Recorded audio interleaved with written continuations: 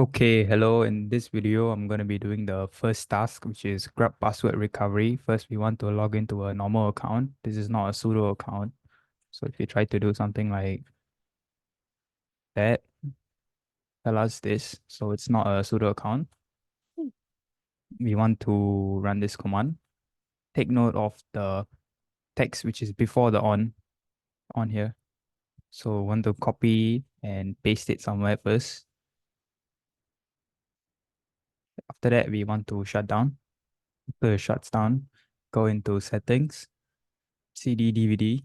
Select use ISO image file and browse for ISO image. So here I have a Oracle Linux ISO image and we want to select connect at power on. Press OK.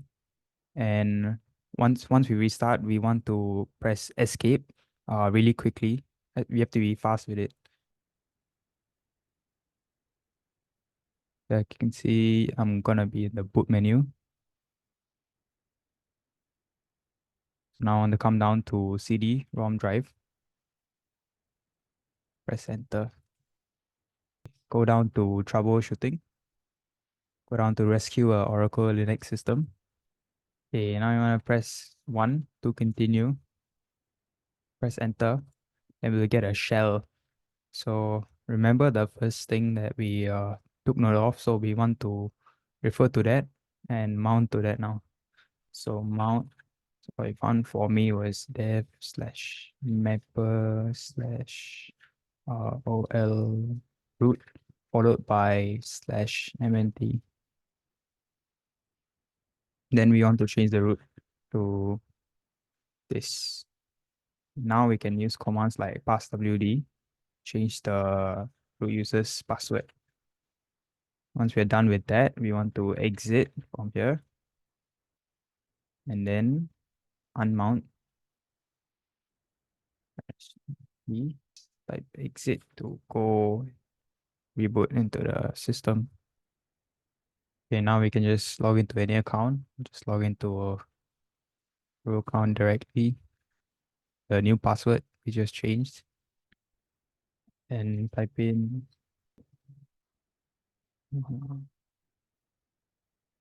like that. And we have now reset the grab password. So that's it. Thank you.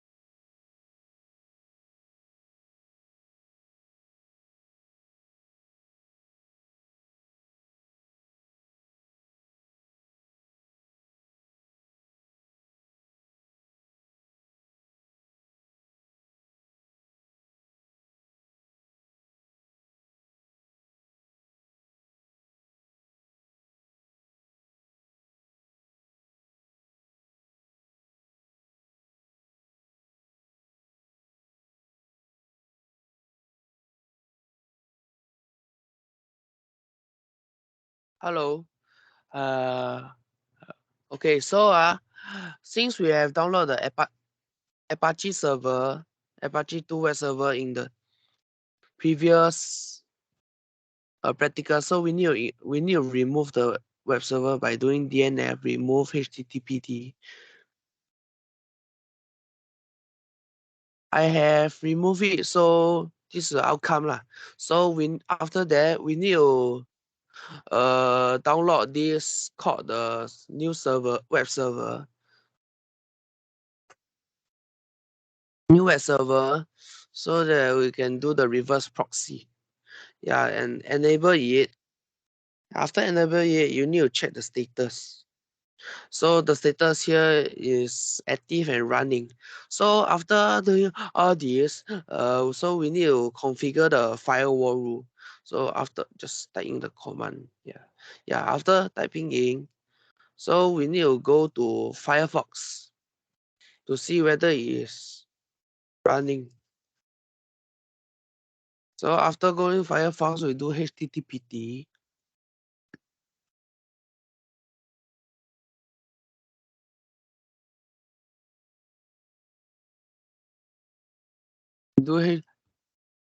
So just type in your IP address, can already.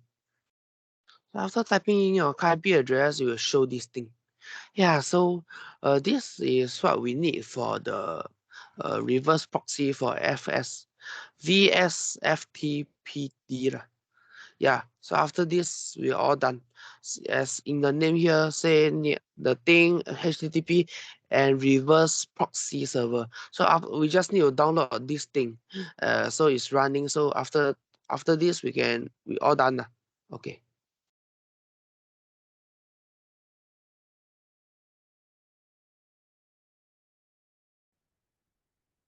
Hi, my name is Trinity, and I'm going to be briefly sharing about how I configured fail to ban for my web page login. I already have my user authentication set up, so I'm just going to type in my service IP address into Firefox. So here we can see that it asks me to log in. So now for my fail to ban service, um, I've already installed the EPL release repository into my system as well as the fail to ban service. So now I'm going to cd into the failed to ban directory, and I'm going to edit my jail.local file. So I've already put down the configurations. Apache auth is the name of my jail list. Enabled trues to ensure that the protection is always turned on. This is my pod, this is my log path. Max retry is 3 times, and ban time is 300. So now to see if it actually works, I'm going to go to my client and type in my server's IP address. So asks me to log in, I'm just going to put in wrong credentials.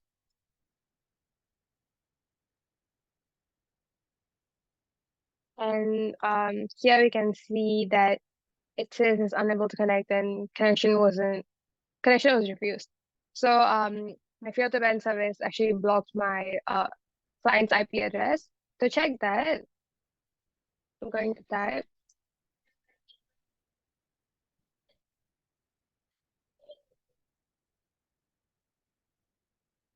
So here we can see that on the banned IP list, there's one IP address, which is my client's IP address. So here we can confirm that. I'm also going to quickly unban my client's IP address manually.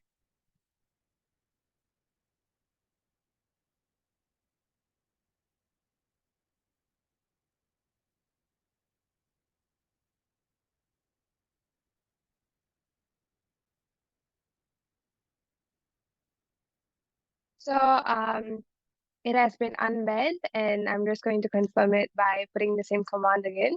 And under banned IP list, there's nothing. So now my client's IP address is unbanned, and I can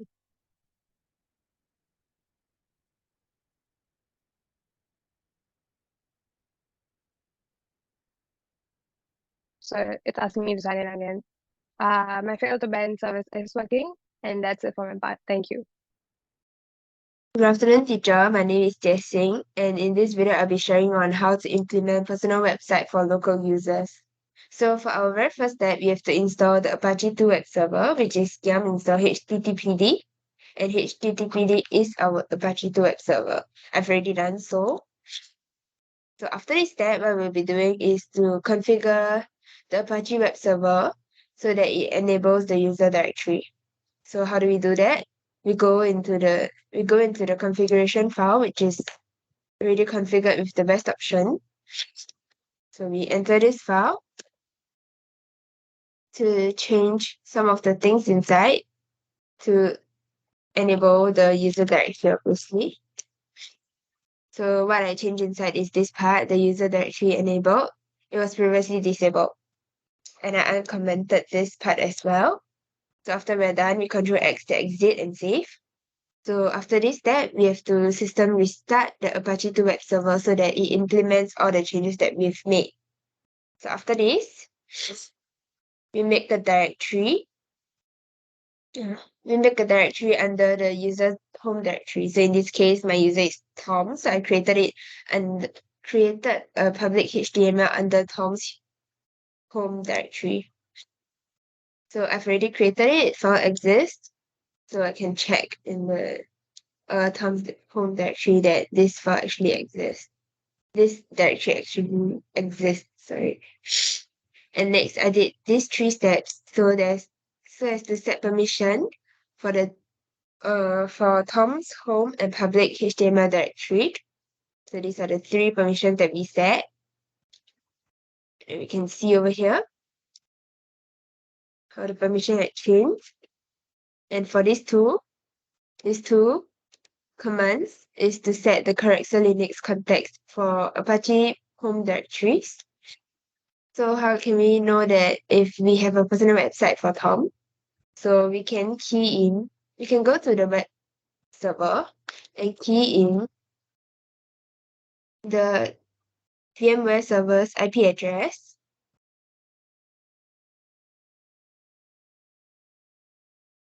followed by the user's name. So in this case, it's Tom. So this is Tom's personal website. And I've added a HTML file called the test HTML. So inside, I just randomly type some things like the body text is, "Hi, this is Tom's website." And the website title is just Tom's website. And yeah, that's all for my part. Thank you.